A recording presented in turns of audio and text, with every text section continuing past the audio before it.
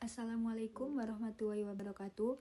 Pada kesempatan kali ini, kami dari kelompok G akan menyampaikan materi pada bab 3, yaitu proses penyesuaian. Sebelum itu, izinkan saya mengenalkan kelompok kami.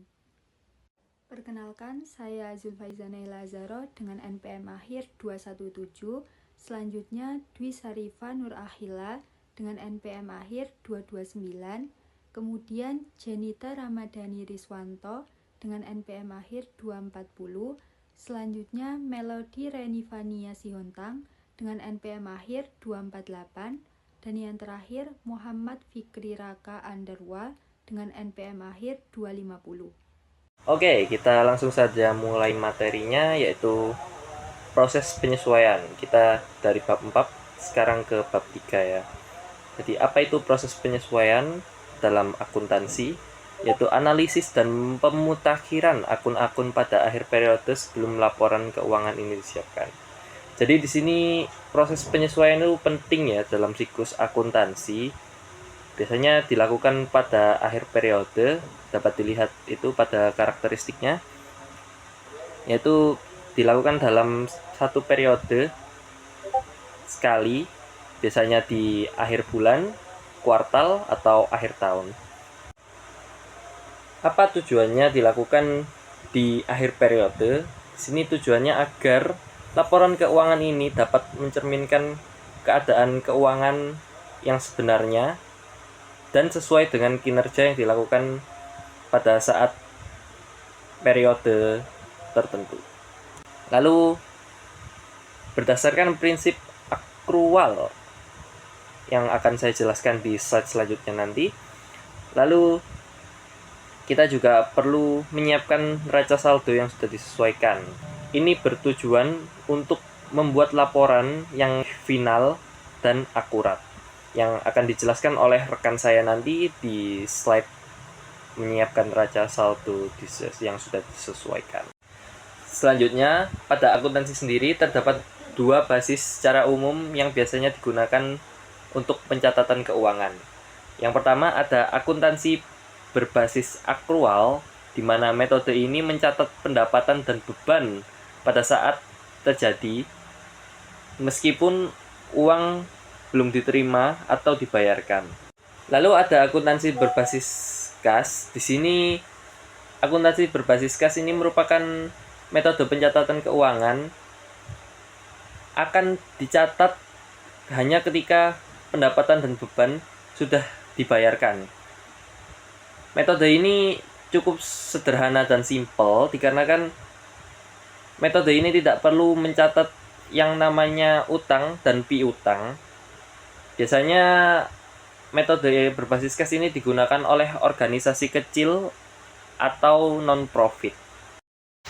Berbeda halnya dengan akuntansi berbasis akrual, sini lebih akurat ya dan lengkap.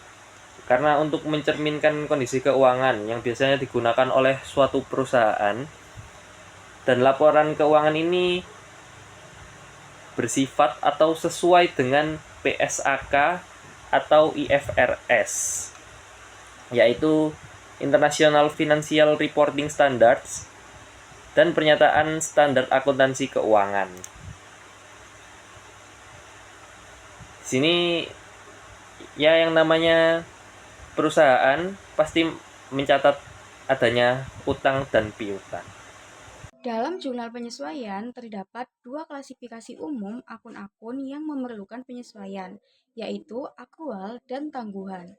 Jurnal penyesuaian akrual adalah jurnal yang dibuat pada akhir periode akuntansi untuk mencatat pendapatan yang telah diperoleh atau beban yang telah terjadi tetapi belum dicatat. Tujuannya agar laporan keuangan mencerminkan pendapatan dan beban pada periode yang sebenarnya, sesuai dengan prinsip akuntansi akrual, yaitu mengakui pendapatan dan beban pada saat terjadinya, bukan saat kas diterima atau dibayarkan. Terdapat dua jenis pada jurnal penyesuaian akrual ini, yaitu pendapatan akrual dan beban akrual. Pada pencatatan pendapatan akrual, maka ayat jurnal penyesuaiannya dengan mendebit akun aset dan mengkredit akun pendapatan. Seperti yang dapat kita lihat pada contoh di samping, dengan mendebit akun piutang usaha yang termasuk aset sebesar Rp13.680.000 dan mengkredit akun pendapatan diterima sebesar Rp13.680.000.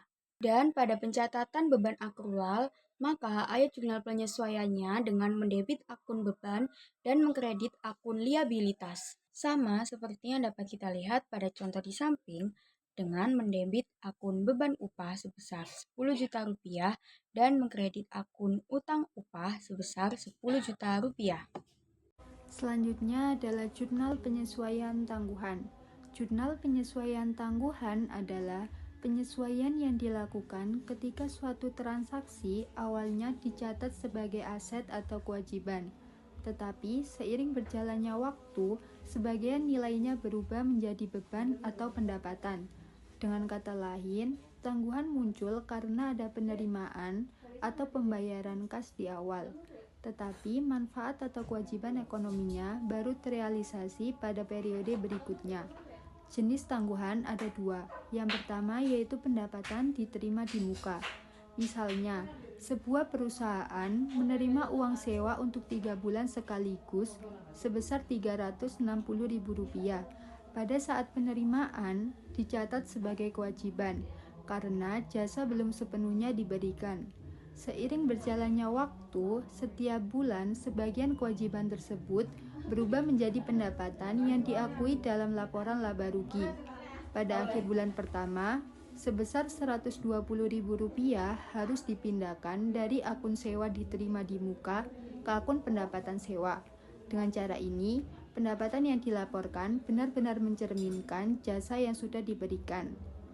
Tangguhan yang kedua adalah beban dibayar di muka. Awalnya, pembayaran dicatat sebagai aset karena manfaat ekonominya masih akan digunakan di masa depan.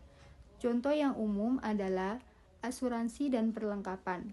Jika perusahaan membeli polis asuransi tahunan sebesar Rp2.400.000, maka pada akhir bulan pertama harus diakui beban sebesar Rp200.000, sedangkan sisanya tetap dicatat sebagai aset. Demikian juga dengan perlengkapan kantor.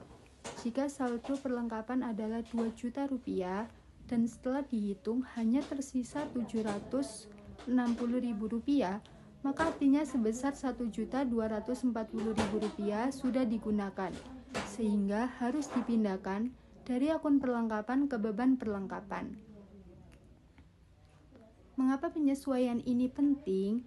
Jika jurnal penyesuaian tangguhan tidak dilakukan, maka laporan keuangan akan salah saji. Pendapatan atau beban bisa lebih kecil atau lebih besar daripada yang sebenarnya, sehingga laba bersih yang ditampilkan juga tidak akurat. Selain itu, aset dan kewajiban dalam neraca tidak akan mencerminkan posisi keuangan yang sesungguhnya. Misalnya, jika beban asuransi tidak diakui, maka aset akan tampak lebih besar dan laba bersih terlihat lebih tinggi dari kenyataan. Kesimpulannya yaitu jurnal penyesuaian tangguhan berfungsi untuk menyesuaikan waktu pengakuan pendapatan dan beban agar sesuai dengan periode terjadinya, sehingga laporan keuangan dapat memberikan gambaran yang wajar dan bisa diandalkan sebagai dasar pengambilan keputusan. Selanjutnya yaitu jurnal penyesuaian untuk depresiasi.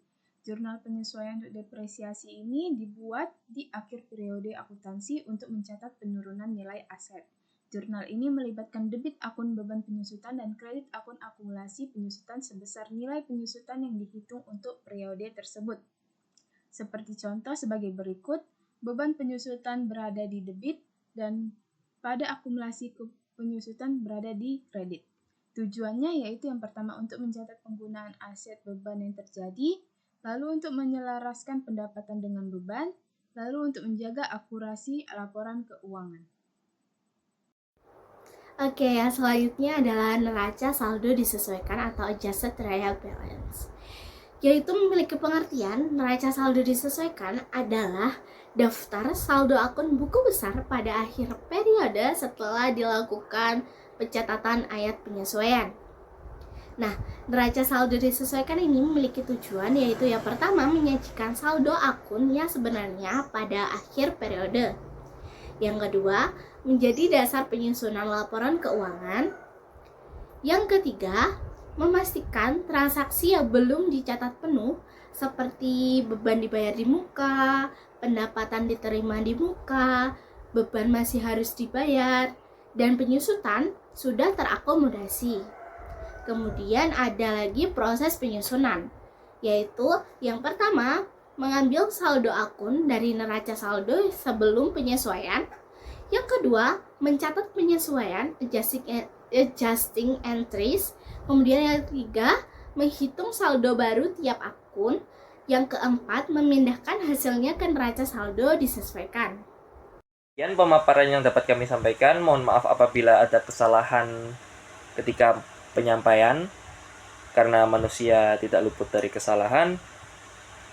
Terima kasih atas perhatiannya dan terima kasih sudah telah menonton video ini.